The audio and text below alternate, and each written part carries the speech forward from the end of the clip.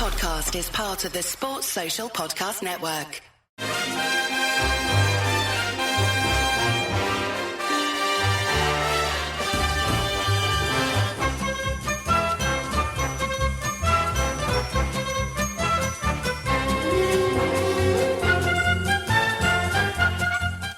Hello everyone, I'm Chris Wynn and welcome to How We're the Podcast as we collectively let out a sigh of relief that the 46 game season is over. A bit like last season, but completely different in some ways, which I'm sure we'll get into.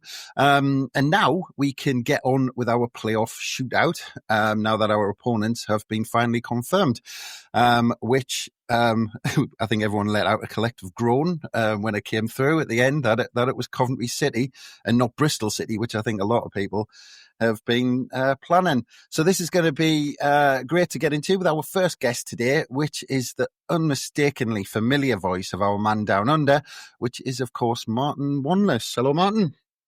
Hello, Chris. Yeah, time for the serious stuff, eh?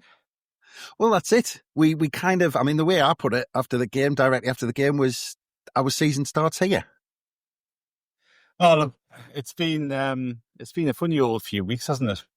So it's nice to be able to draw a line under that little run in towards the end of the season where we've been able to make excuses and look for reasons why we haven't picked 20 points, and we haven't really been too bothered because it hasn't had any impact on where we're going to finish the season. But obviously the results certainly matter over the next 2 and hopefully 3 games, don't they? So yeah, see it season starts. I'll buy into that, mate. Yeah, well, that's it. I was kind of scouring for Jimmy Hill quotes, but actually I just gave up and thought, no, that's probably too much in the 24 hours after. But yeah, I mean, not only us finding out, but it was an overall exciting final day of the Football League season, which it usually is, and it was nice watching that from a distance, as I was very glad that we weren't involved in all of that mess in terms of needing a result. So to look back at all of that action and how things finished up, we have the perfect person, as we are joined by Sky Sports EFL Digital Editor Simeon Gholam. Welcome, Simeon. Hello, pleasure to be here as always, chaps. Thank you very much for having me. Great to be here. Most importantly, to remind myself about what Sunderland is, because I feel like we haven't really thought about you for about 2 months. You've just kind of been there in a strange purgatory of 4th in the league since about as long as I can remember. So I'm here to refresh my Sunderland brain as much as anything else. Well, it is funny. I mean, obviously we'll get into it, but it just seems like for quite some time people have been going, oh, yeah, Sunderland, they've dropped off a cliff, but it doesn't matter. I mean, I even saw the interview with Frank Lampard, which I'm sure we'll get into. But just going on that final day of the season, Simeon, I assume it's like kind of Christmas Day for you, covering the final day of the season. A very stressful Christmas day, but it is good fun. Yeah, it's strange because for me, Christmas is more the playoffs, because playoffs is when I can actually get out and about and cover one game at a time. And I know it's all quite hectic because obviously I'm doing League One and League Two as well, but it gives me that opportunity to really focus in on a game or 2 games rather than 36 games, because obviously at Sky our whole thing is covering everything and we show everything, especially now with the new rights deal this season in terms of everything. So it was good fun yesterday, and I do like a final day, and it's always more fun when you're doing the live, because we do the live digital coverage when there's so much going on and you're not just there in November trying to make things seem interesting. Things are actually happening and you get all the drama across the leagues, and you do get these last minute moments where things are changing. And obviously the real drama yesterday was in League Two with Bradford scoring in the last kick of the game pretty much to get promotion out of League Two, which is something that some way you can always be guaranteed a moment like that. And again, I mean, in the Championship playoff race, for example, which I'm sure you guys had a very keen eye on, everyone just seemed to keep on stumbling over themselves. And I think at one point, everyone was in it and everyone was out of it, which is kind of from a neutral coverage perspective is what you want. From a hectic perspective is very much what you want. So yeah, it was a great day, really, really good fun. And now obviously onwards into the playoffs, which actually said is where the season really starts. Everything else is just a preamble up to that anyway. So yeah. So what does on that final day when you're covering it, what does your day look like? How do you follow things and kind of keep everyone up to date? So for a day like that, I'm at the office running the live blog. So unless there's a very, very specific game, say one league is down to 1 game, or is there one massive game, we'll be in the office blogging. So we were blogging Championship final day live, and then we'd move on to Blog League 1 and 2 final day live. So kind of as two separate entities, basically. And I've got like a team of people, and we're basically, so if you're on the website or the app and you see like the live Sky Sports coverage, we're the ones who are updating that. And we're trying to create a sort of a mini soccer Saturday experience for people that are following the game on the app and on the website, basically, of what's going on, and try and keep them as up to date as possible with all the most relevant information and the ups and downs and the as it stands tables. And it's a fun thing to be a part of, to be fair, because it's the kind of thing you always have followed and enjoyed as growing up and as an adult. And so it's really nice. It's really nice and enjoyable to be the kind of the epicenter of it, I suppose. Yeah, well, I mean, Martin, from our point of view, Simeon's just talked about kind of missing out.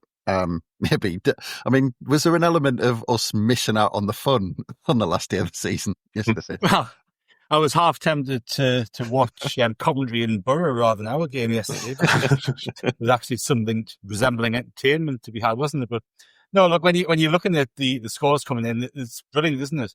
And you wish you didn't feel compelled to watch Sunderland play a QPR yesterday, because there's far more entertaining stuff elsewhere. But look, we've had it before, and we had a couple of seasons ago, and we beat Preston, and I was Millwall and Blackburn were going at it, and the scores have changed, and you think, oh shit, there's actually a chance.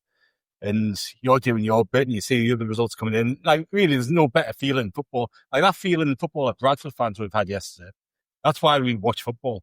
That's why we support football. That's why we go to games, because that is the best feeling that you can possibly have in the world when it comes to football. So, it's brilliant stuff to watch, and hopefully we'll be feeling something similar over the next few weeks.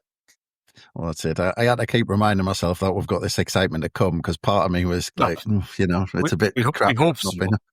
Well, yeah, that's it. We'll see how this first leg goes. But I mean, just generally, just before we're going to get into the specifics of the day, I mean, just in terms of, Sky Sports' increased coverage of the Football League, Simeon, I mean, how's that been for you? Because obviously, in the last year or so, it's just gone through the roof in terms of how many games that have been covered during the season. Yeah, it's been busy. I mean, I've liked it from a very selfish personal perspective as a non-match day travelling fan. I've liked it because it's given me a lot more access, a lot more opportunity to speak to players. I've interviewed a lot more players and managers this season than I ever dreamed of. I think at last count, across the EFL, I've done about 129 interviews this season or something like that. I've spoken to Regis Labrise twice, but obviously this was earlier in the season when you guys were still top of the league and in the top two and stuff. But yeah, no, from a professional perspective, it's been brilliant, and especially in terms of League 1 and 2 coverage, because obviously before we'd get about a sort of a handful of League 1 and 2 interviews a season, and we'd look at them and be like, do we really have anything? Because we have nothing to promote, because we don't show as much League 1 and 2. But now we've got stuff to promote all the time, so I take every interview I can, and it's really broadened my understanding of those leagues, the passion in those leagues, the sort of the support base, and how much people do really care. And I always knew, but it does when you don't fully realise until you post content with, say, clubs who are in League 1 and League 2, and you realise how many people are out there who just care, and it does reaffirm for you how important the EFL is and how important the pyramid is and how much passion there is when so much can get swallowed up by the Premier League and the Big Six in the Premier League even. And I have followed League 1 and 2 a lot more closely this season than I have in the past, because I have had the opportunity to, and it used to very much be a case of we'd be dominated by the Championship all season personally, and then it would get towards the end of the season, you'd be like, okay, cool, what's going on in League 1 and 2 then? But now it has very much been all season. It's been more consuming, but I wouldn't have changed it at all from my perspective. And I just want to say I'm not in charge of kickoff times at all. So any dodgy moves, any Monday nights, any Friday nights, any Saturday lunchtimes, that's got nothing to do with me. So no comments in my direction, please. I can only apologise on behalf of the company, right. But it's just the way things are now. I'll just scratch out my next question then in that case, and I'll skip that one. But not just on that, because obviously you did mention the travelling fans, and because you kind of brought it up, this clearly, that the conversation is happening, and is maybe the crux of it the larger scale rule around the 3 o'clock kickoffs, because the 3 o'clock kickoffs then kind of, Sky are moving things because they can't just put a 3 o'clock kickoff on live if they want to.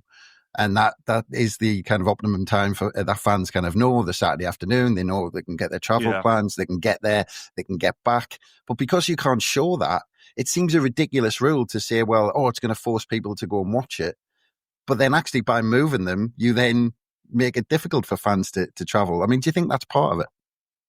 I know it is a bit of a difficult situation. The blackout, it's a very, very difficult, sensitive topic of a lot of people. Something obviously with the position I'm in, it's not easy for me to talk about. I mean, as we saw yesterday when there were like League 1 and 2 were on at 3 p.m. because the blackout doesn't apply in various circumstances. So it's all a bit, I do agree, it is a bit strange. It can be a bit difficult and a bit frustrating. There was the commitment this season to make sure that all games were announced before the start of the season till kind of mid-January, so you can plan that far. This is the second half of the season. I don't think it's been great in terms of every week announcing more and more games that are going to be shown towards the end of the season. And that, I understand that can be frustrating. Why I feel like that can be improved as well. And I feel that is something that has been spoken about internally in terms of trying to make the second half of the season experience better. And I know it's not ideal in terms of, the games being moved here, there and everywhere. But I mean, if you're in the Premier League, you'd be playing all over the place as well. So I think it's just kind of part of the acceptance of modern football, sadly. As much as we'd all like every game to be kicked off at Saturday 3 p.m, I just don't think it's something we just have to accept. It's not going to happen anymore. And obviously it does make it more difficult for example, fans who are more extreme ends of the country, such as Sunderland, who have a lot more travelling to do than, say, if you're based in the Midlands or in Lancashire, and half the clubs you have to face are within about a 1-2 hour drive of you. I do understand it makes things a bit more difficult, but I think it's just the way it is, sadly. And to be honest, as much as I'd like to, I work for Sky, so I have to accept some of the brunt of the frustration. But if it was any other broadcaster, it would be exactly the same. It's just Sky did do it first, unfortunately. I think I've spoke to you 4 times. This is the 4th time I've spoke to you, Simeon, and I've raised the question every single time. But it's worth a go. I mean, Martin, the only way I'm going to put this is you're maybe slightly more older school than I am. But is it about time we got rid of the blackout to not show 3 o'clock kickoffs? Well, yeah, I think it's nonsense, isn't it? It's kind of based on a presumption and a fear that if football's live at 3 o'clock on Saturday, nobody's going to go to games, which is nonsense. So, I think there's a happy balance to be struck somewhere. I also think, really, from a television point of view, it's a commercial arrangement, right? So, pardon me, it's a commercial arrangement. So, the broadcaster is going to want those games spread out over a number of days. They're not going to want all the games at 3 p.m. on a Saturday. So, to get the money coming in, there's got to be a balance to be had. I think the biggest issue is, and it's not even TV companies, it's actually the FA and the Football League in terms of fixtures, when they're actually putting fixtures out. Us going to Plymouth on a Tuesday night, for example, which will have happened, is ridiculous. So actually planning the fixtures based on distance, and it would be so easy in today's age to do that really quickly. You'd have thought to have some parameters in around distance for midweek games. And I think if you kind of bring that into the equation to start with, it makes the television arrangements a lot more palatable when they actually come around, because you may be talking about us at Sheffield Wednesday at a slightly different time rather than us at Portsmouth at a slightly different time. So I think it's quite a multifaceted thing to resolve. But I think it starts with actually the FA and the Football League thinking about distance when they're putting fixtures out. And then, Simeon said that the first half of the season is kind of well planned in advance, but to get the second half of the season well planned in advance would be ideal. But, the TV companies want to show the games that are going to matter. They're not going to want to show Sunderland versus QPR live on the last day of the season, or, us going to Oxford. They're going to want to show Burnley and Leeds at the end of the season, but you only know that 2 or 3 weeks in advance. So it's kind of a tricky one to manage, really. Yeah. Yes, I mean, it's difficult because obviously on the penultimate weekend, we did show Burnley versus QPR on the front channel on the Saturday. And by that point, there was nothing to play for in that game. So it does kind of work both ways with that. What I will say with the Plymouth versus Sunderland thing, I do know there is an effort to make sure that the more local games are played on a Saturday. So sometimes they do the longer trips on the midweeks when they know less fans are going to travel, to make sure the attendances are better for the more local games on the Saturday afternoon. So there is that. And I know the EFL do say that in terms of, so that's why you do end up with Sunderland going to away to Plymouth on a Tuesday night, for example, because they want to make Sunderland or have Plymouth playing one of their more local games on a Saturday 3 p.m. for the attendances, that type of thing. And obviously, it's never going to be perfect. But then obviously the difference is when Sunderland are playing Plymouth on a Saturday afternoon, and that game does get moved to a Friday night or a Sunday lunchtime or a Monday night, and then that's where the frustration is. And I do understand that, but it's beyond my pay grade, to be honest. So there's not much I can do about it, sadly. It make my job a lot easier if every game was kicked off at 3 p.m. on Saturday afternoon. It would mean I'd have to work less Friday nights and Sundays. So it's just one of those things, unfortunately. It's the modern game. And more Premier League games are being moved away from the 3 p.m. slot now, which is part of the reason for the blackout. And to be honest, I don't think, this is nothing from inside sources or anything, but I think the blackout doesn't have much longer to go anyway into the future. We will get to a point in the next 10 years, I think, where it won't exist anymore for various reasons. But again, that's a conversation for people who earn a lot more money than me.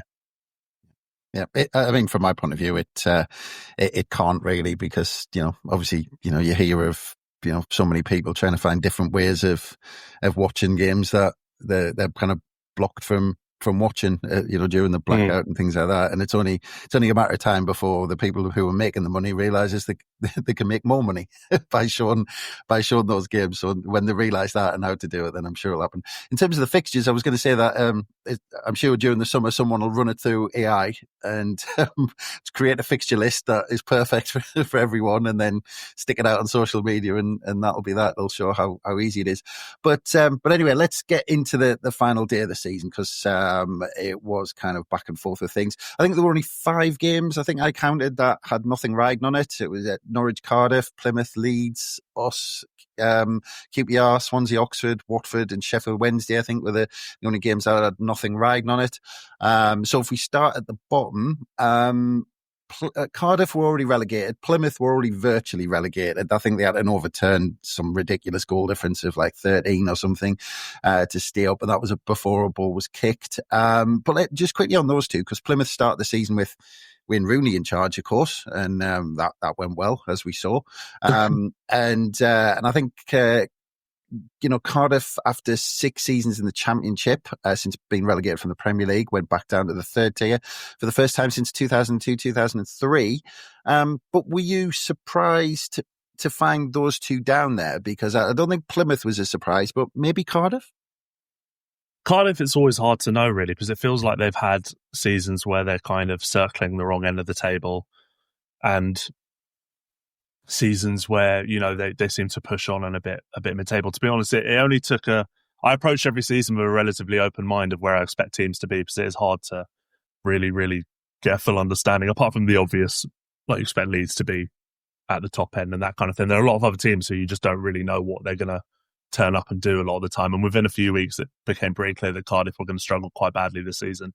I still didn't expect them to be quite as bad as they were for a lot of the season. And to be honest, apart from a few games, they never really seemed to get hammered. It was always like quite narrow defeats and, like late defeats and, just very, very narrow results here and there. But you can always kind of gauge from a fan base that the way things are going, and they clearly didn't. Obviously, they've had their problems with their owner, and they're not the only ones in the EFL, blimey. But in terms of just the sort of the management, the structure, and the recruitment, and the manager they had, who obviously replaced Errol Bullitt, who many thought were, you could tell by how long it took them to appoint him permanently, which just shows you how a club is run in any way. If you have an interim manager for over 2 months in the middle of a season, and then you just appoint him to the end of the season, eventually they're just, if you want any kind of insight into the hierarchy and the running and the structure of a club, that is for you perfectly. So yeah, I mean, it became pretty abundantly clear I can't tell you what I thought about Cardiff in July, because to be honest, it was so long ago, I can't remember.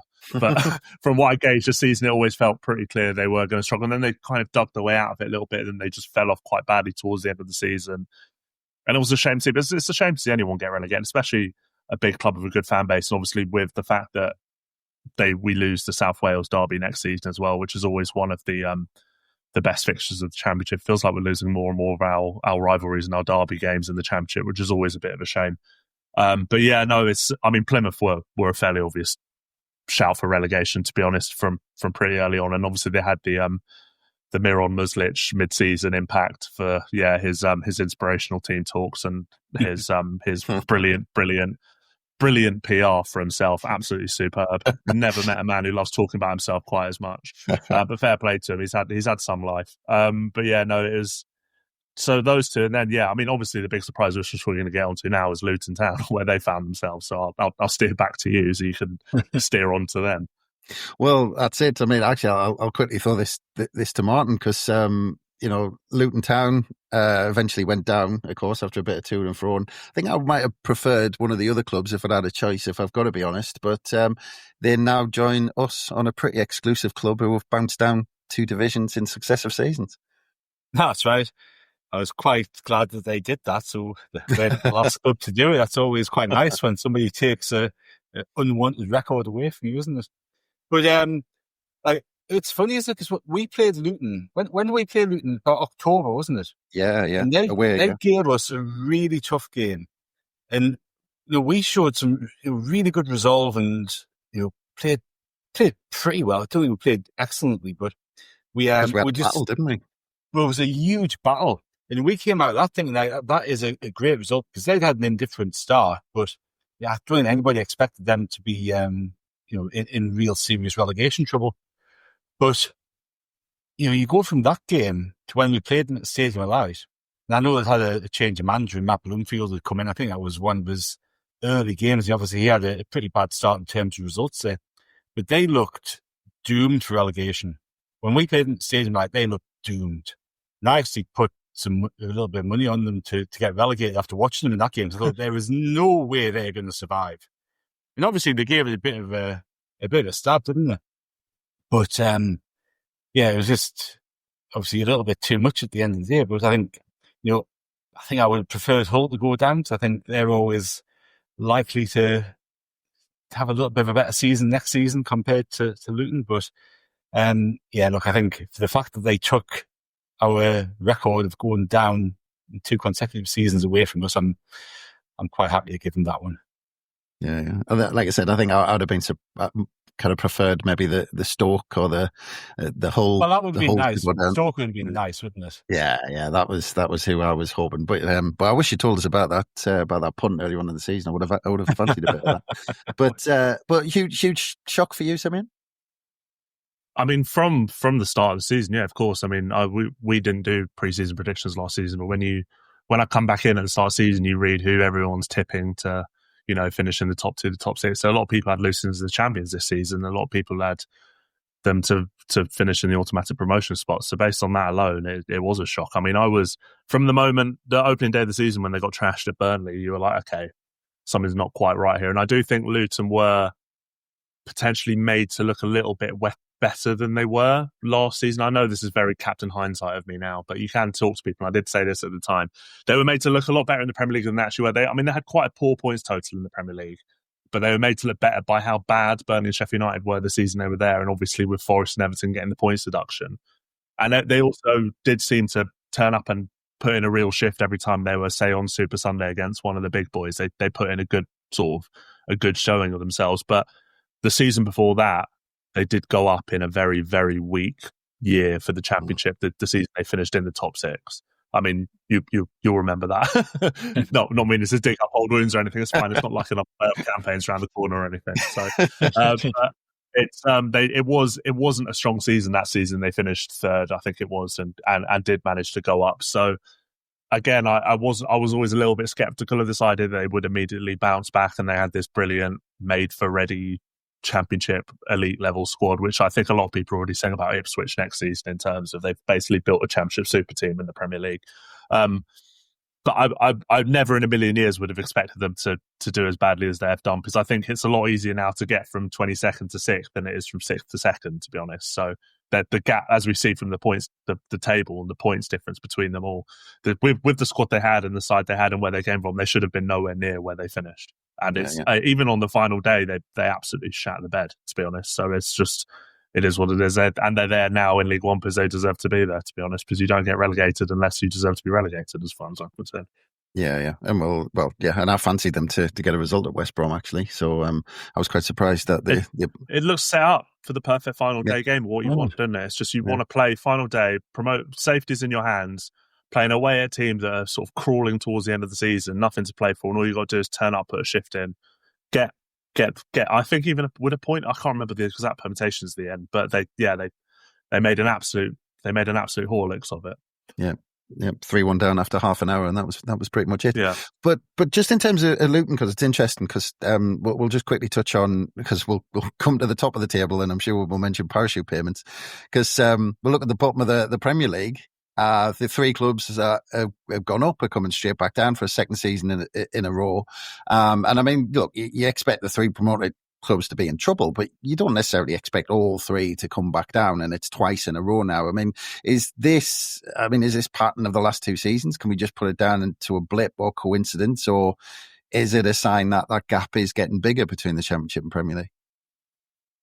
I will have a keen eye on next season, because I do think it is starting to become a bit of a worry, and you can tell the fact it's invading the regular mainstream consciousness. They've started talking about it on Super Sunday and MNF and that kind of thing, and it's not good for the Premier League. And as soon as it's one of those things where the Premier League won't care until it becomes a problem for the Premier League product, and as soon as it becomes a problem for the Premier League product, then it does become a problem, because we are in a situation now where we look at the Premier League, and again, I don't cover the Premier League, but the title's done and relegation's already done, and we're only at the start of May. They've got 4 games to go left in the season, and all they've got left is the race for Europe. And to be honest, we're in a position now where I couldn't even look at the league table now and tell you what. I don't know who qualifies for Europe in what position now.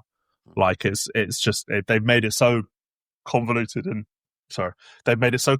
confusing that you're just, if you're a fairly casual fan, you're looking at the league now and you're wondering, right, what is there left to play for? Because to be honest, generally in seasons before, even if the title is done early, if Man City or United or whoever have run away and won it, they can then turn for the battle for survival, which is always generally often pretty good, and often in most leagues, in most seasons, provides the best drama towards the end of the season anyway, before the title race does in most leagues around the world.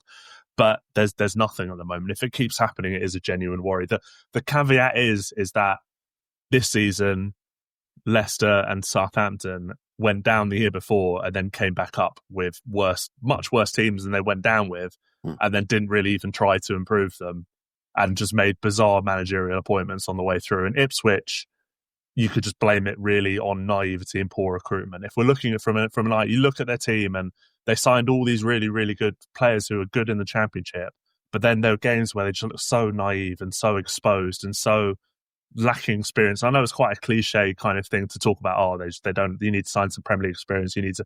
I'm not going to sit here and be like, you got to get Big Sam in for the last 50. That kind of thing. It's not quite those levels yet, but it was quite clearly you can. So it's a two-sided coin in that for the 6 teams who have gone up and come down in the last 2 years. There is a reason why every single one of them has gone up and then come back down. It wasn't like they just haven't really been able to compete. They either haven't spent money and haven't tried, or they've spent money badly in Ipswich. And the year before, again, Burnley came up very naive in the way they tried to play at first under Vincent Kompany. And the second season in a row, a team signed Muric, a goalkeeper, who's absolutely cost them a whole heap of points as well. And again, Sheffield United did the same. They came back up with a team worse than the one they went down with, and then went down really badly. And then again, Luton were a team that weren't strong enough for the Premier League anyway. So if Leeds go up, Burnley go up, and whoever else goes up in third, fingers crossed Sunderland, of course, I say now on this podcast, and you all don't significantly strengthen and you all finish a mile off again, then it does become a bigger worry. Then it does become a bigger problem for everyone, especially the Premier League, because it harms their product as well to not have these extra storylines to talk about once they can't just talk about whatever's going on with the Big Six, basically. Yeah, you mentioned Big Sam. I'm sure Neil Warnock's got another job in him as well before he finishes. 100%. I mean, Martin, from our point of view, you look at the top of the Championship, Leeds, Burnley, Sheffield United fighting it out, 3 clubs with parachute payments. And, the 3 clubs were way out in terms of those agents' fees that were paid over the last 12 months or so that we saw. And, it might be down to Sunderland's form, you never know, but there has been comments, from some Sunderland fans, and you look at the pattern, teams coming back down, and there has been comments of some Sunderland fans going, how much do we want it? In terms of going up. And I know we'll come on to whether we think we can, but how much do we want it? And is there an element of wanting it purely because actually you get those parachute payments and you keep building your club stronger, even when you come back down? Well, maybe from a club's point of view, I think from the clubs that we've talked about there, that's obviously been the strategy from a business point of view, that they're content with. Go up, not necessarily trying to make a real fist of it, but go up, ride it out, get the money, reinvest it, try to come back stronger and bounce around. And, as a club, you might be content with that. As a supporter base, like, you don't want to see your club getting stuffed every week. There's absolutely no enjoyment in that whatsoever. And, as a club this season, you look how much we've kind of shot the bed with 5 defeats. Can you imagine if we had 35 games where we've got 3 or 4 draws and a couple of... it's not going to be enjoyable at all. And I've always said I would much rather us play in the Championship and us, you got a good chance of winning the game than be in the Premier League and get stuff. Now, look, we're playing in the Championship, we're supporting Sunderland. We all believe that Sunderland should be among the biggest clubs in the country. We all believe that the club's stature and the club's potential should really enable that. And we all dream of us sort of competing at the top end of that table and challenging for European place. And, we'd all love to see us play in Europe. There's very few supporters who've actually seen us play in Europe, or seen us win anything of any significance. So, you have that hope and dream. And, realistically as a club, if you look at everything on face value, we should be up there. But it takes so much more, money, backing. Well, it's money, isn't it, really? At the end of the day, it's money and resources to actually enable that. And it's such a massive gap. And, as we've said, you've got clubs coming up now and they will be writing it off, going, right, we'll have to ride this out. We'll probably sack a manager just to appease fans and give us a bit of a chance. But you've just got this whole, but the thing, Ipswich have done it kind of right in some sort of sense, really, because they have actually bought a good side for next season if they can manage to keep hold of all those players that they have. Obviously, Delap will probably go because he's got his release clause, which is fairly attractive. But the likes of Jack Clark, we know how good he is in the Championship. He'll probably stay at Ipswich. I don't think he'll get another Premier League move off the back of his performances this season. So they're playing that sort of long-term game. Maybe their fans are quite content with that. I don't think we'd go for it that much. So it's not, while you're in the Championship, you want to go up. And, again, as a club, we should be aiming to go up. But the reality of going up is a little bit different to what the dream might be. That's it. Well, don't think it didn't go unnoticed, Martin, that you didn't answer the question of how much you wanted it. But I'll ask you later on coming up the playoffs. And actually, I've got 2 mates who are season ticket holders at Ipswich Town, and they've basically hated this season. They've just got bored of it. They've just tired of it. They're sick of it. It's not enjoyable, is it? No, they've hated every second of it. And they're part of them. I mean, they were in the Championship for 10 years or 13 years or something and got bored. And now this season they've been saying, I'd rather have another season of, doing well in the Championship and fighting for, and winning games. But it's just the way it is. But in terms of those clubs going up, the race for the playoffs, at the start of the day, there was 3 points separating Bristol City, Coventry, Millwall and Blackburn. I just assumed that it would end up being Coventry and Bristol City looking at the results. But in the end, Simeon, it was really tight. It only needed a goal from Blackburn to kind of throw everything into disarray for kind of Coventry and Bristol City. But actually, just on that point, does it show like the Championship, and I'm going to include us in that top 4, obviously, but that kind of breakaway group, that actually Blackburn Rovers, with all their troubles and everything that's going on in that club, were within 1 goal of making the playoffs? Yeah, I mean, the fight for the playoffs, especially the lower couple of playoff spots, is always brilliant. It's always really, really good fight. And I think it's pretty much achievable for anyone, like in the league, really. I think anyone can really, really, if you put a good season together and you get a bit of luck, you stay injury-free, you make some good signings, you have a bit of good resolve, I genuinely think any club in the Championship, if they have a good enough season, can push on and really, maybe not finish 6th, but actually have a push for 6th. Because, I mean, there's not that many points between like 6th and 14th, 15th, really. It's like, it's just a few lucky bounces here and there, a couple results go your way, a couple decisions go your way, and you can really push on into that. And that is part of the fun and the excitement of the league. What what then happens to the teams, as you said, once they do get promoted and go up and miserable, then that's, I know, I don't cover the Premier League, so it's not my problem. I just cover the Championship and send them on their way and say, see you in a year if you struggle. Like, so it is what it is. Yeah, Martin, and you. Oh, sorry, Simeon. I was going to say, but it's a really, really fun league to cover for that reason, because you do never really know what. I mean, the season before Ipswich, for example, again, you have to give them a free pass in the Premier League a little bit because they were in League One a year and a half ago, 2 years ago. So it's just it's part of it. It is what it is. It's the rise. And what again, we talk about for them and their recruitment. I mean, in January, when they weren't by any means cut adrift or anything, they just looked a little bit naive. What did they do? They went into the market and signed Jadon Philogene and Julio Ciso on loan. And I was sat there time being like, really, is this really what you think you need at the moment to try and battle your way through to a second season in the Premier League? Another couple cheeky kind of, techie championshipy wingers? Like, not at all. It was bizarre recruitment, because Philogene's a good player, but does he offer much that, say, Jack Clark doesn't, in terms of what you need to really push on at this level? And we've seen in the years before where the teams that have gone up and stayed up before these couple of years, and generally, like Brentford, for example, they're a very well-run club, and it's very hard to see them doing anything and having a crisis season now in a way clubs in the past would have done. But they changed the way they played to when they got into the Premier League. They started, all these like long throws and set pieces and battling and this and that. And you do have to do a bit of that. If you want to give yourself a chance of staying up, you do have to do a bit of that. You can't expect to come up and try and play, whatever. Like, you can't just play what Man City are trying to do with 11 significantly worse players, because that's when you end up losing 6-0. Yeah, and I'm sorry, Simeon. I'm not giving Ipswich any slack whatsoever.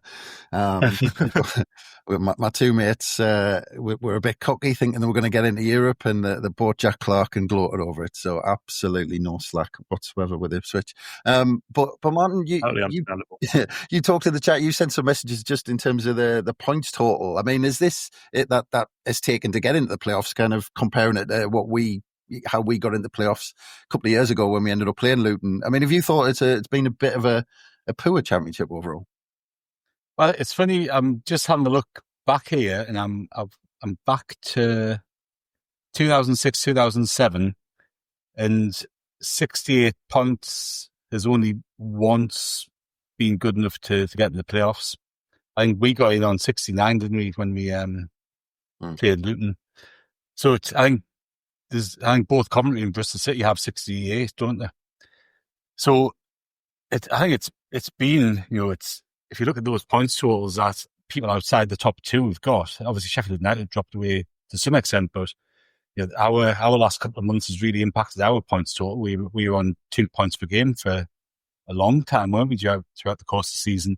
So I think if you look at that group outside of the top four, in terms of how many points have actually accumulated, you'd say it has been a fairly average season in terms of the good or better teams sort of standing out. But that kind of reflects what Simeon says, and I completely agree that if any team in the Championship has a good run and gets on a decent amount of form, you can make the playoffs. Are certainly not unattainable, which makes it a great league, of course, to watch, because you've got that excitement, as was proven on the final day of the season yesterday. But yeah.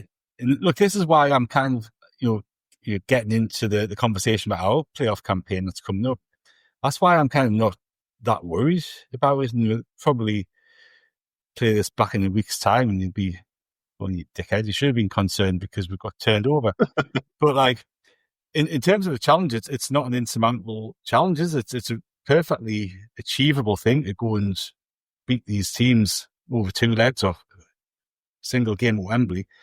We're not talking about teams who've got 80-odd points, 90-odd points and just missed out on the Championship. We've got teams who've gone on good runs throughout the course of the season, but over the course of the season, they've been ups and downs, and they've been indifferent in spells. So it's, and whether that's reflective of parachute payments and coming down, and there's that gap happening in the Championship where you're going to have that group always of 3 or 4 clubs with parachute payments who've been in the Premier League recently.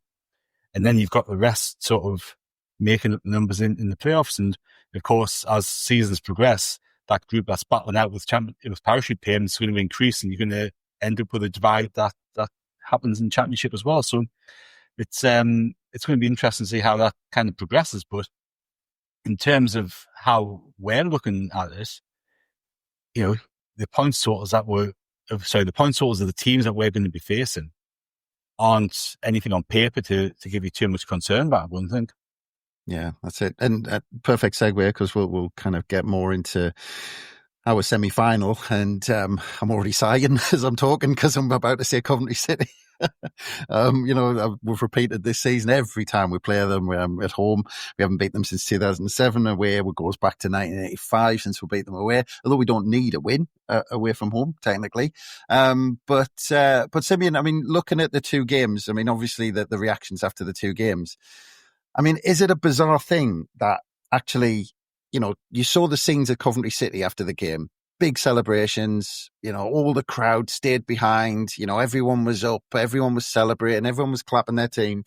And you look at the difference, that contrast with the Sunderland game in the stadium, like we got beat, but we finished fourth, and we finished 7 points above Coventry, and it should have been more, as Martin said, because our form dropped off a cliff. That we've had a fantastic season, yet in theory, our fans might have been more up for the playoffs if we'd had a worse season. I mean, is that just a bizarre psychological aspect of how you go into the end of the season like that? It's an interesting conversation. I imagine it was very different for you guys a couple of years ago when you ended up finishing in sixth and you kind of worked your way in and you feel like you've got that momentum and you are pushing in. But at the end of the day, you do have to, with any conversation like this, you do have to look at it from the perspective of an entire season. And as I think we said before, it has been beyond what anyone expected Sunderland to do in terms of where you are and where you finish, especially after how badly last season went and last season finished. And there was no real expectation going into this season. It's always a strange thing where you're better off in any guise having a worse first half of the season and a better second half of the season. It's a similar conversation with anyone who, if, for example, a great way of putting it is when we were doing Championship Team of the Season and everyone was saying, there's no way Borja Sainz should be in there because he's barely scored since November. But then if a winger has scored 18 goals, but he'd scored all those goals in the second half of the season, there'd be no doubt whatsoever that everyone would be putting him in their teams of the season. But it's just, you have to look at these things as the season as a whole. And as the season as a whole, it's been an unbelievably positive season for Sunderland. It's been beyond what most people's expectations were. I mean, there was still talk of it being the top four until I think it was when you lost late against Leeds, wasn't it? And kind of, it was around February, March. I can't remember exactly when it was. It all kind of blurs into one now. But it was until then. I mean, it was just it was right up there, and then naturally things have gone a little flat. And the problem is for you guys, in a way, is if the teams below you had been a little bit closer to you, and you had to have felt you've had to have battled a little bit more to get into fourth, you might have felt like it was job better done, even though it is the same job done. And obviously, I imagine now the worries are that things have been so flat for so long. How is the manager gonna raise the players and gonna get the energy and the tempo back up? Because that is a really, really hard thing to do. You can't just turn these things on and off. There is a reason why people talk about momentum. Momentum is such a big thing in football, and it does feel like Coventry have that. But at the same time, you have to remember that there was a point on Saturday afternoon where Coventry were out of the top six. So where would you rather be? That kind of, they've had all that pressure and all that. And then we saw last season as well, with all the talk of, how much better Leeds and Southampton were than Norwich and West Brom. In the second legs, once it came to it, the better teams just blew them away. And Southampton were in a similar position to you in terms of they were kind of, they had a little bit of maybe we could finish in the top two towards the end of last season, but they kind of knew it was playoffs for a very, very long time. And they did have those flat last couple of games of the season, but then they did just go into the playoffs, and because they had a better team, they rose for the occasion, and they just blew West Brom away in the second leg again anyway. So it's just, I think you don't worry too much about momentum, and it might help that for you guys, especially the second leg is at home, because you can kind of go to Coventry, try and use that as a bit of a way to build a springboard for the second leg, hopefully get a positive result out of it for your sake, and then just sort of take it from them. By that point, it should have blown away a few of the cobwebs and that type of thing. But then it's up to the squad and the management to be like, right, we can put everything behind us now. Now it's just like the season starts again, and we've just got to really go for it. Yeah. I'm just going to snip off those 3 words where he says, don't worry about momentum, and we'll stick that all over social media as much as possible, and on the website and everywhere we can. But Martin, I mean, taking all that into account, I mean, I'm not, I mentioned the record against Coventry. That doesn't concern me at all. Coventry's side doesn't really concern me at all in terms of their individual players and looking at them going, oh, they're a fantastic side. I was more worried when I saw Frank Lampard being interviewed after the game, and he's all bubbly and he's all up, and I saw them celebrating on the side of the pitch. And then I watched Reggie Lebris kind of do his interview, and that followed him coming back after the Portugal trip saying, right, now we're ready, it starts here. Then they put in that performance. So he kind of put himself under pressure by saying, we're ready now and we've had a good break and we're back into this now, because then they had to almost perform against QPR and they didn't. And it's that contrast. It was almost this watching the celebrations at Coventry start. That was more a concern than momentum in terms of on the pitch and kind of any Coventry player, really. Well, I think Lebris had done the same the week before we played Oxford. He said playoff mode starts here, and then we turned in that completely crap and insipid display down at the Kassam Stadium, didn't we? And look, I think I'm not really bothered what Coventry did after the game or how Lampard was, because we can't control that. We can just control ourselves.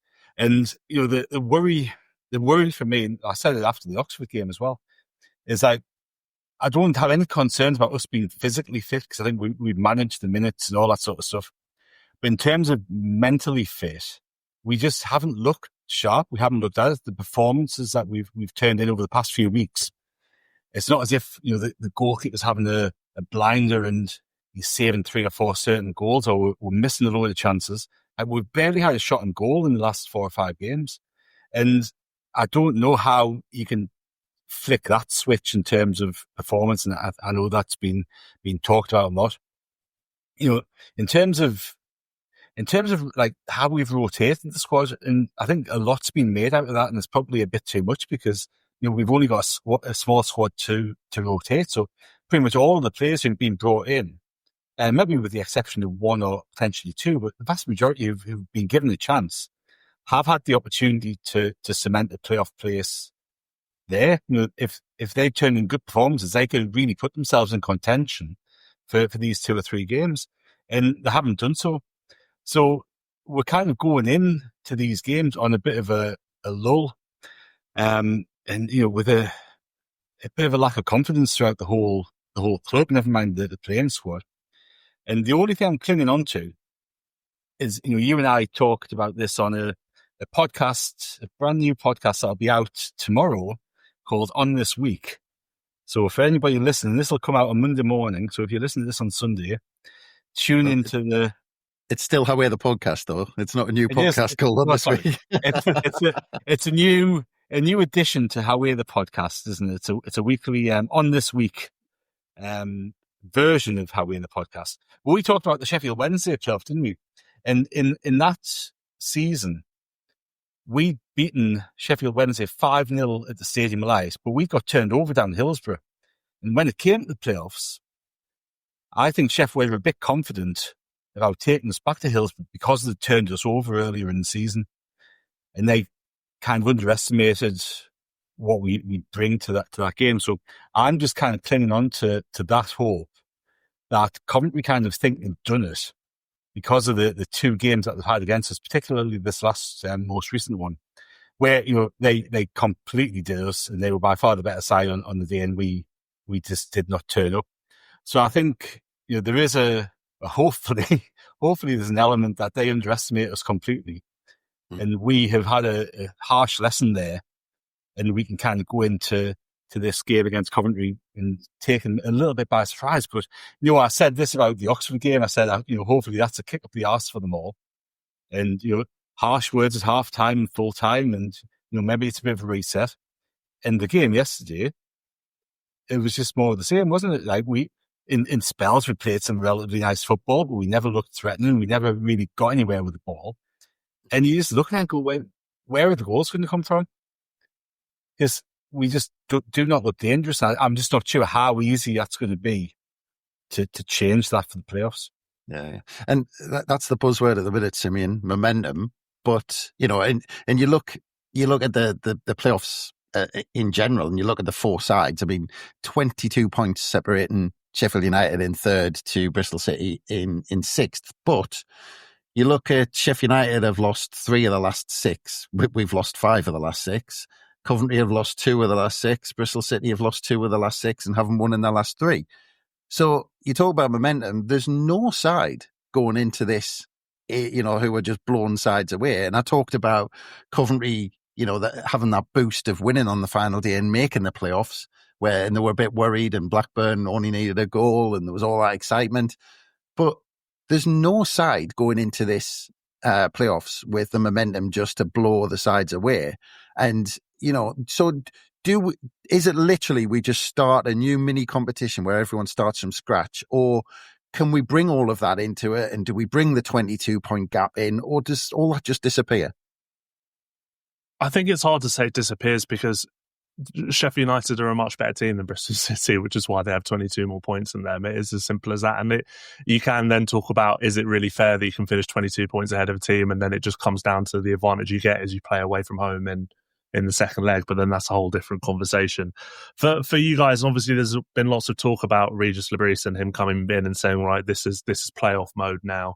But it doesn't work like that, it doesn't work like that. If there's still a game with nothing riding on it, you still play it like it's a game with nothing riding on it. It's why we've seen it the whole time. We've all probably watched more football matches than we care to imagine. And it's just, you see even the best teams in the world ever, once they have nothing left to play for, the valve just kind of releases and it just changes everything completely. It's like 2-3 weeks before the start of a new season where the manager will be saying, right, we're playing this one like it's the first game of the season, but they're not, and they're not going to. But then by the time they get to the first day of the season, when it does matter and there is jeopardy on it, the performance level will be completely different. That intensity will be completely different. The preparation will be completely different, and that's just what you have to keep telling yourselves and reminding yourself, is the whole atmosphere and the whole momentum and the whole energy around the game will be completely different because of how much is riding on it. And whether you end up being a little bit rusty, and it's not like you guys haven't played for 6 weeks, you just haven't played very well for 6 weeks. So it's not like they won't be match sharp or anything, and they should.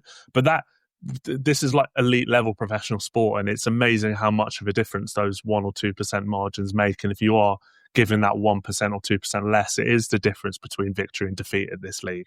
And it will be the same going into the playoffs. And Regis Lebris is a very calm, composed figure and a man, and he'll know, and he'll have his concerns about these as well, but he should have also the understanding and the realization that this is when the business really starts, and the levels will be different, because it's a mentality thing. We're all human, and it's the same for anyone in any of these situations.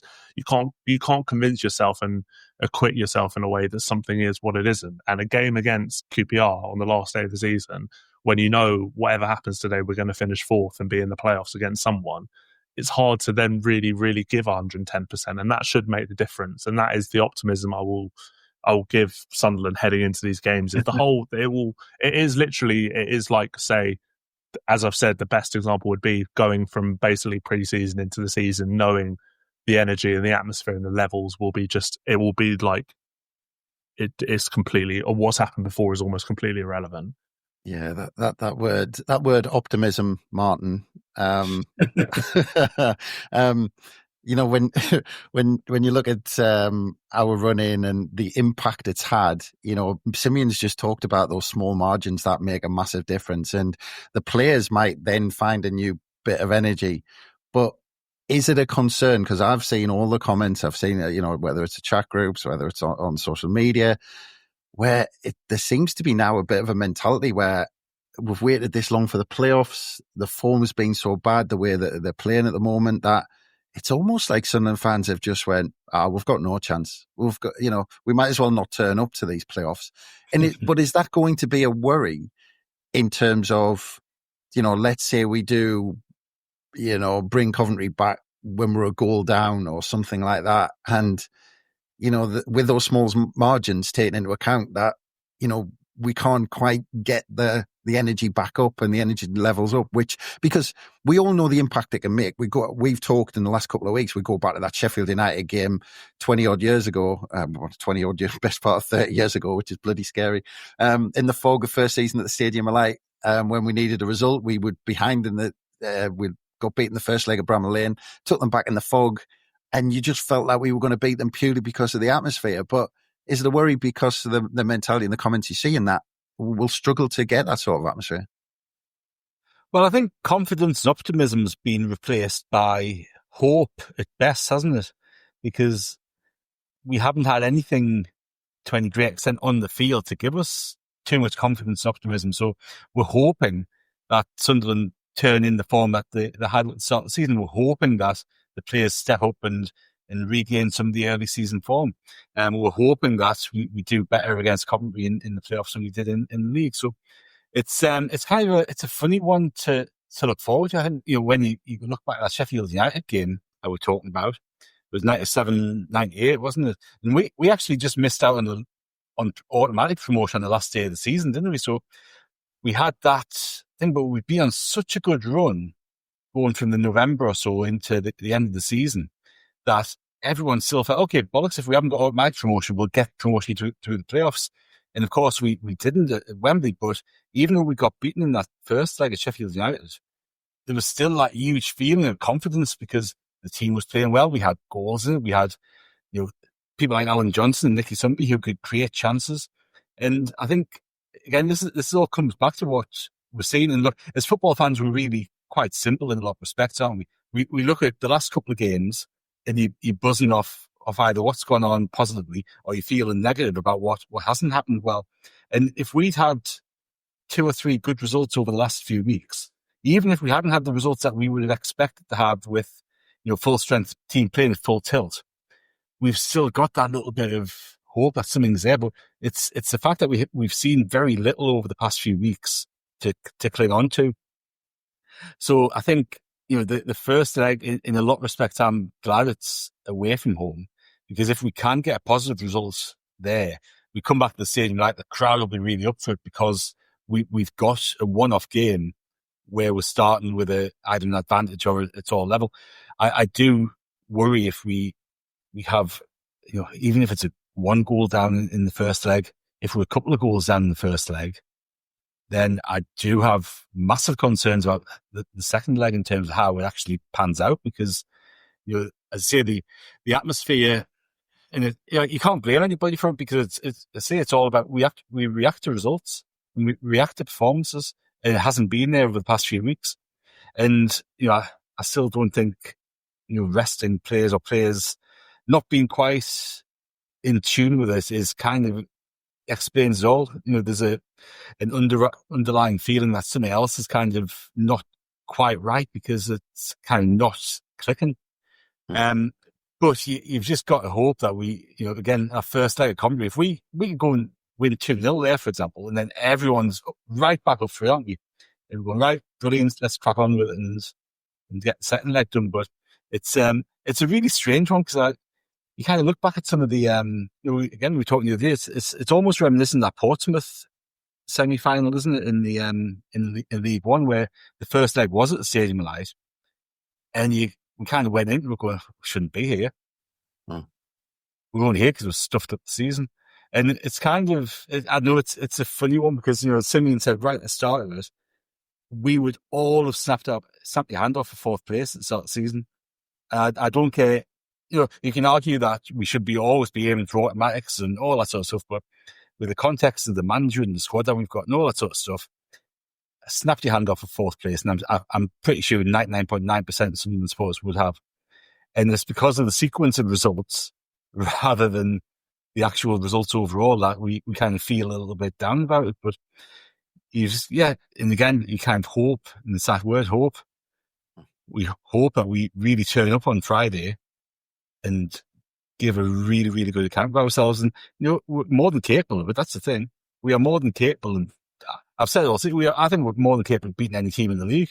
We've shown against Burnley in 2 games that we were a good side. But again, it's hope rather than confidence that we're going to do it. Yeah, and looking at the 2 legs, Simeon, look, I'm going to put my analysing hat on without any of that hope or optimism that Martin's just been talking about. And just looking at them objectively, you look at the fact that I think only 3 times off the top of my head have we beaten the side by more than 1 goal or something this season. I'm sure it's 3 or 4, maybe not even that. But we haven't done it very much is the point. And I'm fully expecting us to go back to the kind of the earlier away performances where we'd sit in, try and catch them on the break, but basically go for a 0-0 or try and nick one and bring it back. And then basically again with a structured performance, get a goal at home and try and beat them that way. I mean, that's how I'm kind of analysing the two games. But when you look at things like that with the playoffs, you've seen umpteen kind of years of playoffs at, League One, League Two, Championship. Is it just sometimes you just don't know how nerves are going to impact either side? And sometimes tactics and things just go out the window because they're desperate for a goal or you have to get back into the game and nerves just take over.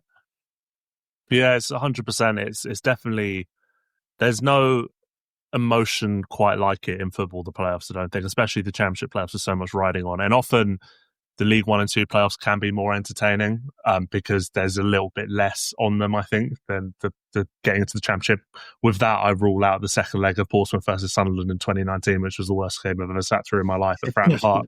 But other than that, it can be just that little bit more because you do end up, and you do get these situations and things can just flip on a knife edge. And we've seen it so many times before where just little moments can just decide these games so quickly. The perfect example of that is a few years ago. It was Brentford versus Bournemouth in the Championship playoffs, and Bournemouth had won the first leg. They were 1-0 up in the second leg, 2-0 up on aggregate, and it looked like they were cruising. And then a player you might know quite well, Chris Beppen, went and got himself sent off in the most ridiculous way, and it just completely flipped on its head. And from there, Brentford, who were on the cusp of going out, end up going through the semi-final, winning the final. Now they've established themselves in the Premier League for 5 years. It's just amazing how much can kind of turn on these tiny moments, and that is what it's about. So you do have to keep things. You can only lose the first leg. You can't win it in the first leg unless. We've seen it as well, like a couple of years ago with Sheffield Wednesday coming back from 4-0 down to win on penalties in the second leg and that kind of thing. You do have to keep it tight. And to be honest, I think they are going to be two pretty nervy first legs. We saw them last season where they're both 0-0 in the first leg. They're both absolutely dreadful games. And then again, we saw you guys the year before, you beat Luton at home, didn't you? And then in the second leg, you just kind of got overwhelmed and by just the sort of the atmosphere and the emotion of Kenilworth Road, and obviously just the experience they had. And you had a very youthful. I mean, you have a very youthful side now, but you had a very youthful side then as well. So it is really hard to judge. It really, really is hard to call. And it's interesting you talk about Coventry's momentum and feeling going into this one, where a week ago they'd lost 1-0 just lost 1-0 at Luton. They've now been relegated to League One.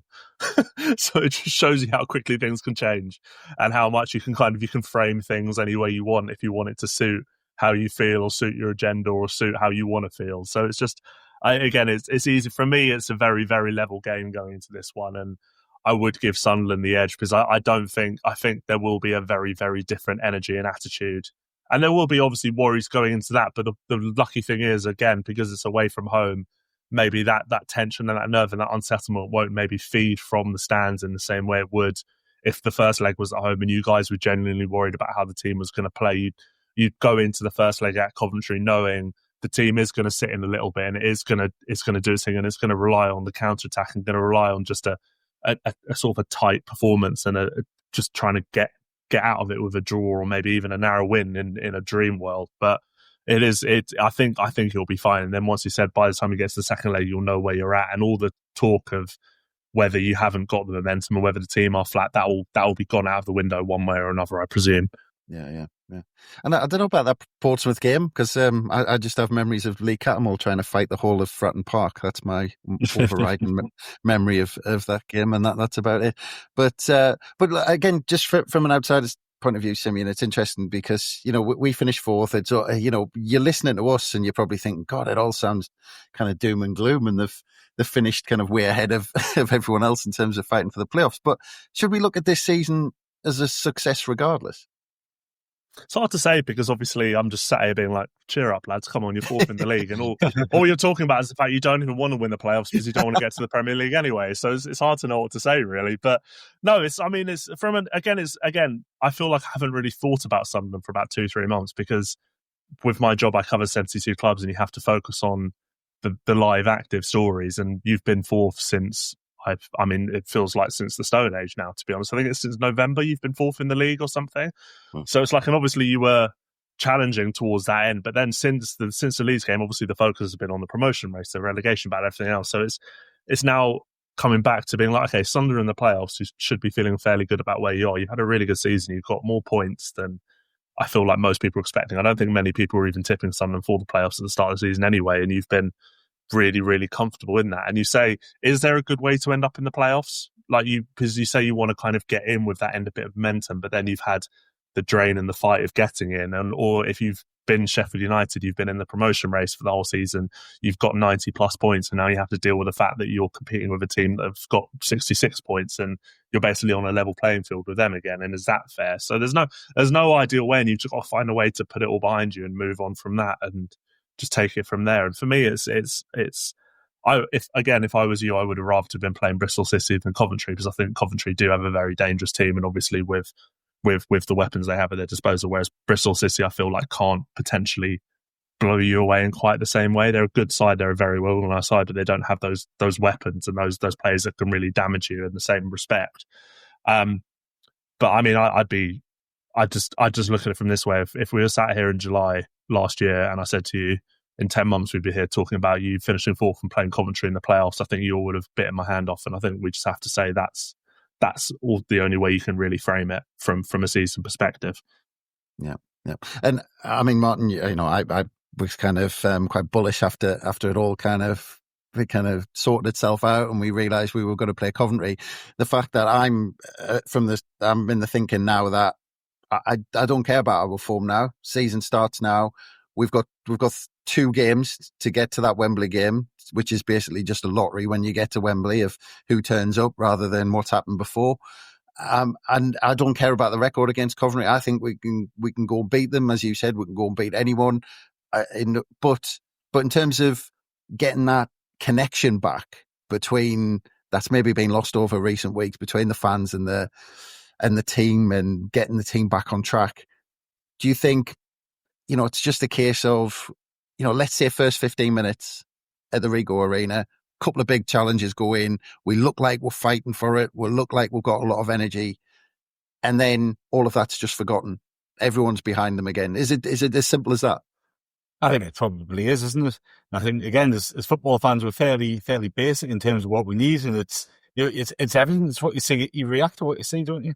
And I think you're looking at positives. There are plenty of positives, really. If you look at the players who have come back from injury, I think Mundell could well be involved in the game against Coventry, certainly in the second leg, if not the first. You've got the whole question mark over Enzo Buffet, and that there's a sneaking part of me thinks that we'll see him in the centre against Coventry. We'll just kind of unleash him in the centre rather than being farmed out on the left, where he can influence games to some extent, but not to a great deal. You got Ballard come back, and he came on sub yesterday, didn't he? And he got a run out. So we're actually going into this playoff campaign with a fully fit squad, pretty much. If you compare that to the last time that we played against Luton, that second leg that Simeon was talking about, and we had Patrick Roberts playing as wing back, we had Lyndon Gooch playing as centre half, pretty much. So we were kind of really down to bare bones, and it's complete opposite this time, isn't it? So I think we're at this position now where you can just forget about the season gone, because that's finished. It's over and done with. We finished fourth, and regardless of runs of form or anything like that, that's where we deserve to finish. We were the fourth best side in the league. We're going into this little mini tournament now with a fully fit squad, players back from injury, hopefully feeling refreshed, and say a good 15-20 minutes to start the game off on Friday. Everyone's back on the same page, and again, it's really simple. And I think we just need to have. I think the obvious fear is a repeat of what we saw a couple of months ago at Coventry, isn't it? So if we can avoid that and turn in a good performance, and if we get a draw or get a positive result, come back to staying light, it's all different, because it's a one-off game. It's a cup game essentially, isn't it? It's a shootout. So I think there's tons to be. If you take a step back, there's tons to be positive about. And again, as football fans, we get embroiled in the day-to-day. We get embroiled by the last result, and it's natural. It always happens. But again, the season's finished. Now, as I've said at the very start, now the real stuff starts. So we've got to be all geared up for that. As supporters, we've got to do our bit, because yes, the players need to do their bit. the end, I was talking last week to Gavin Brett, and it's always been the case, hasn't it? As fans, you react to what's going on the pitch, but also the players the players get lifted by the fans, and the players react to the atmosphere in the stadium. So the players have got to do their bit, absolutely, but we've got to do our bit as well. And the two play off each other, and hopefully we've got enough from that first leg to go back to Sunderland, and those two elements are really working together as well as they can do. Yeah. And just Simeon, in terms of what's riding on it, we obviously know there's a place in the Premier League riding on it, but we mentioned the EFL awards. Chris Rigg getting the Apprentice of the Year, Joe Bellingham Young Player of the Year. Well, our manager was also kind of nominated, but purely I think it looked like because that was the top four, the top four in the league, as much as anything else. But you look at Chris Rigg, you look at Bellingham. And, I don't think it takes a rocket science to know that they're on the radar of quite a few big clubs. So it is potentially the outcome of this season, that there's a lot riding on it in terms of who might actually stay with the club and that keeping this side together. Yeah, don't shout at me, but we put out our championship team of the season this week, and I'm putting up on my socials probably later today. And we haven't picked any Sunderland players, and I can only sincerely apologise for that because I think through the season we have cycled between. At the start we had Trey Hume in there for most of the season, but we couldn't overlook Jayden Bogle for that position, and we had Joe Bellingham in the middle of the season as well. But our midfield too is Ed Tanaka and Josh Brownhill, and with the best will in the world, I have no idea how Josh Brownhill was left out of the championship team of the season overall, to be honest. So, I mean, I'm not on that voting panel, nothing to do with me. But yeah, it is when you are doing those teams of the season, it is because you always get these players who are really, really good, and you get all these really frustrated fans because you haven't picked the player in their team. But they're like, sometimes it's just because someone else has been a little bit better in that position, and it is what it is. Like the lead centre backs have been terrific, but we've picked the two Burnley lads at centre back because you can't not, can you? But I know they're going to be hundreds of Leeds fans in my DMs shouting at me because I haven't put Joe Rodon in it, for example. So, and that's not to disparage. I feel like I've spent a lot of my season, especially with Joe Bellingham, trying to explain to people how good he is, because I feel like there's a lot of people who are very committed to the idea that he's only talked about because of his brother. And I mean, he gets a lot of attention because of his brother, and his parents are very protective of him because of his brother, and that's understandable, and it must be difficult for him. But he's an unbelievably talented 19-year-old, and I think people just want him to be rubbish because they want to be right that he's only talked about in that way, when anyone who's watched him play, and I know you guys will know how good he is, and obviously he's not as good as his brother at the same age, but they're different types of player, and his brother is like a phenomenon. It's not normal, but he's even taken that out of context for a 19-year-old. He's been absolutely unbelievable. And the fact we're talking about him it was very, very hard to leave him out of team of the season because I think that's just how good he's been. But probably then it doesn't always translate into goals and assists, which is what most people look at and just how to judge a player. Whereas most of the brilliant work he does is just the type of midfielder he is, the kind of the shuffling kind of number 80 type of player he is. And I think he's superb. And I think he will probably leave this summer one way or another.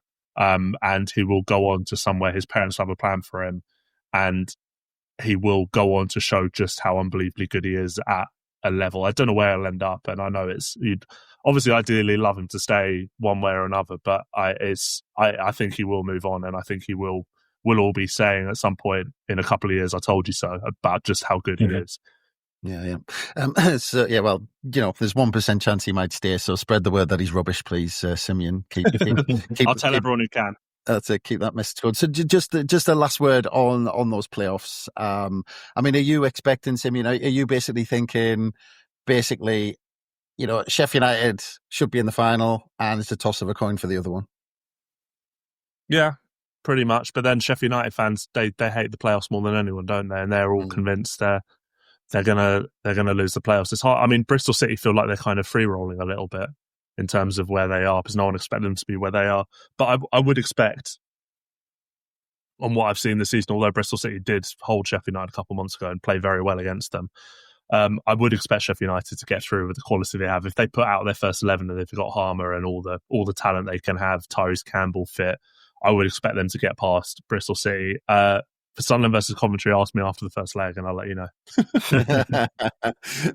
Nothing like getting splinters while you're sitting on that fence, Simeon, is there? But I'll I'll go. I don't like being a person who sits on fences. I'm going to say I think Sunderland will get through. Oh, well, and I'm not saying that because I'm on here. Well, you're a better person than us predicting that. That's for sure. I mean, but Martin, is that a fair summary? Just you expect Sheffield United to be there, but you just haven't got a clue with us. And actually, just on that, I've because I live in Sheffield, I've got quite a few people sending me messages after it all sorted itself out, basically saying half of them have already resigned themselves to the fact that they're getting beat in the playoffs one way or another, and they can't stand them. Some of them are even deciding whether to go to the playoff games because they're that kind of worried about what's going to happen. But do you think that's a fair overall summary of where we're at with the two ties? It sounds like both teams in red and white stripes are feeling the same way, doesn't it? It could be a Coventry Bristol final. Yeah, look, I think, looking at it logically, you kind of expect Sheffield United to be there. They have been the third best side this season, haven't they? So Chris Wilder seems unusually confident, doesn't he? I think since I've been covering the playoffs, I'm pretty sure only one team that's finished sixth has actually made it to the final. I think there's always talk about the fact that, the team that finishes sixth sneaks in and they always win the playoffs, but it actually very, very rarely actually happens. And I'm pretty sure Derby, when they somehow managed to shithouse past Leeds in 2019, I might be wrong, but I've been doing the playoffs for 10 years, and I think they're the only team in the championship anyway that finished sixth and gone on to actually make the final. Someone will correct me if I'm wrong, I'm sure. But I'm pretty sure they are the only ones. Yeah.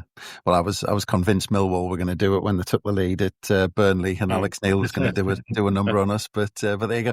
I mean, just to quickly finish, Simeon, because as much as I don't like to tempt fate, just quickly on the Championship next season, because you've got Wrexham and Birmingham City, obviously coming up. I mean, are they likely to start challenging at the top? I mean, is that going to have teams worried at the bottom who have survived this season to think, actually, two of the teams who are coming up automatically aren't likely to be in that scrap at the bottom? Yeah, it'll make things interesting, certainly, because, as you said, they will both really, really challenge at that end of I think they'll both push on and challenge towards the top six. I think the top two, as I've said earlier, I think getting from 24th to 6th in the Championship is a hell of a lot easier than getting from 6th to 2nd.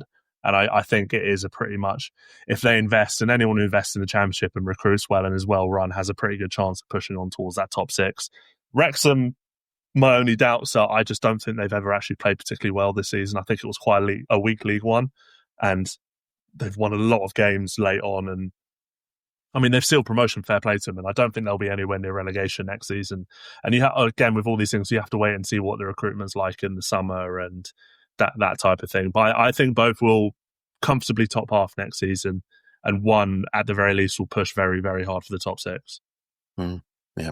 Well, let's hope we don't have to think about all that next season. We've only going to got this 2 or 3 weeks of nail biting to go. But on that note, it just leaves me to say a very big thank you to Martin. Thank you very much, mate. Thank you very much, Chris. Yes, always enjoyable. Good stuff. And just before we go, actually, on Martin, do you want to just quickly give people a quick synopsis on this week that's coming out tomorrow? On this week, our brand new podcast, not a brand new podcast, as Chris quite rightly corrected me. So yes, on this week will be a regular addition to How We're the podcast lineup. If you are familiar with the On This Day feature on the Roker Report website, we are bringing it to an audio format. So every week, myself, Chris, and the other lads who contribute to the On This Day feature, Kelvin, Andrew, and probably get Mike done in on occasions as well to have the crack about things that have happened on this week in Sunderland's history. So we've started off with a really quiet week in our history, the 5th of May, and the week commencing the 5th of May, because nothing ever happens on the week commencing the 5th of May for Sunderland. So yes, that will be hitting your podcast feeds tomorrow morning. Yeah, so Monday morning that'll be out, and then we've got the next episode already lined up, so that'll be out next Monday. Yeah, but hopefully it'll be a regular weekly thing. And yeah, it was good. I think there was some bets that we might go for 2 or 3 hours our first one, which has been known to happen, but we kept it to an hour and a half, didn't we, Chris? So it wasn't too bad. Wasn't too bad at all, but even I look forward to remind myself what I said on that. And Simeon looks riveted, so I'll just to say thank you very much, Simeon. Really appreciate your time once again on our shiny new podcast. So thank you very much for joining us. No problem, I appreciate it. I was just wondering how you're going to fill those out in June and July. What's going to be happening when all the players have been on holiday? Challenge. The COVID years, because you weren't playing at that point, were you, in June and July? Were you still League One at that point? So you wouldn't have been. That was the League One, yeah. I don't remember what was happening. Transfer rumours last year, wasn't it? Yeah, the Phil Parkinson years, I think, wasn't it? So they're dark for many reasons.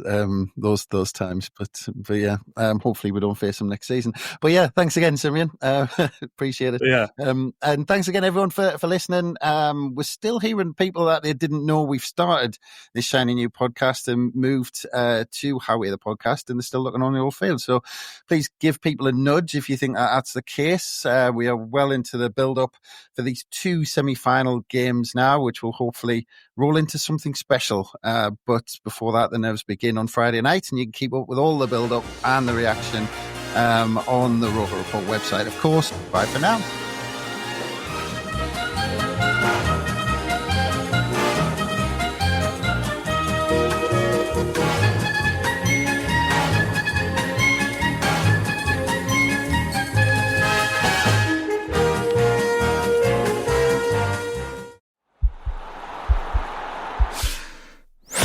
This podcast is part of the Sports Social Podcast Network.